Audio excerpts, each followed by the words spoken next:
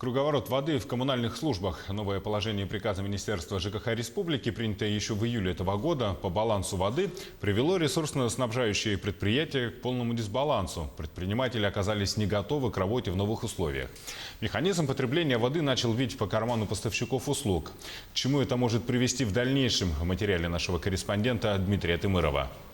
Полгода работы с новым механизмом обращения с расчетами потребления воды поставила в тупик ресурсоснабжающие предприятия республики. Проблемы практически в каждом районе. Несоответствие показателей потребления воды разнятся у большинства. И это было предсказуемо. МинЖКХ не согласовала внутри себя, как это все будет происходить.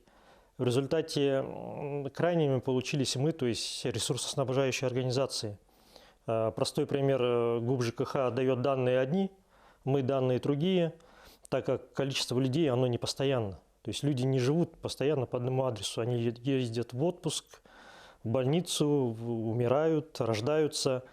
И в результате у нас, так как базы биллинговой системы разные, у нас не бьется количество людей. В итоге получается расхождение показателей, а по новому положению в такой ситуации агентство субсидий республики просто не возмещает затраты на оказание услуг ресурсоснабжающих предприятий, даже если показатели разнятся только по одной квартире или человеку. На практике ряд ресурсоснабжающих организаций ведут начисления в своей программе и потом выгружают эти данные в биллинг.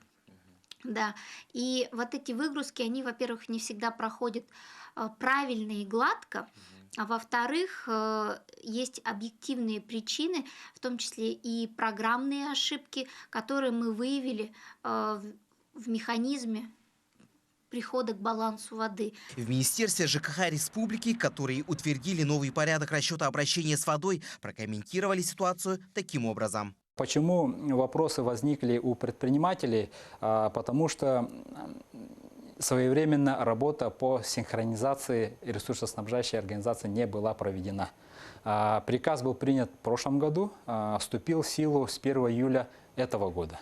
То есть порядка года было для того, чтобы провести работу по синхронизации, но, видимо, из-за того, что недопонимание, да, хотя мы информировали всеми способами, проводили семинары, там непосредственно ресурсоснабжающим организациям сообщали, но, к сожалению, эта работа была не проведена, и результаты этой работы на сегодня вот такие у нас есть.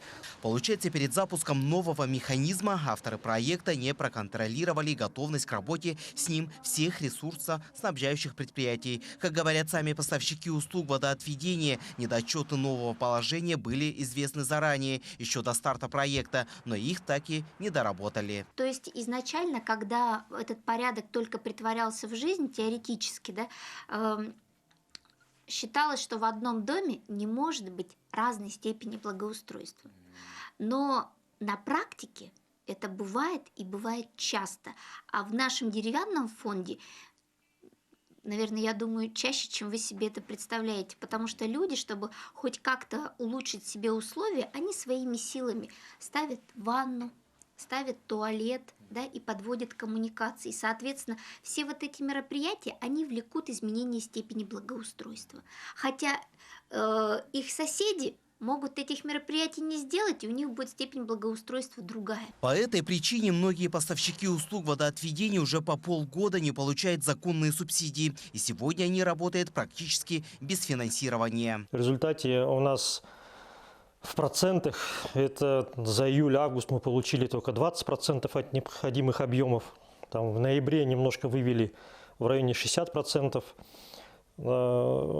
Ситуация такая, что фактически за эти деньги работать невозможно. Долги предприятиям вызывают справедливое возмущение. Поставщики услуг водоотведения могут просто приостановить деятельность. А это в скором времени может привести к тому, что большие населенные пункты и города просто-напросто утонут в собственных отходах. Дмитрий Тымыров, Семен Семенов, Якутск.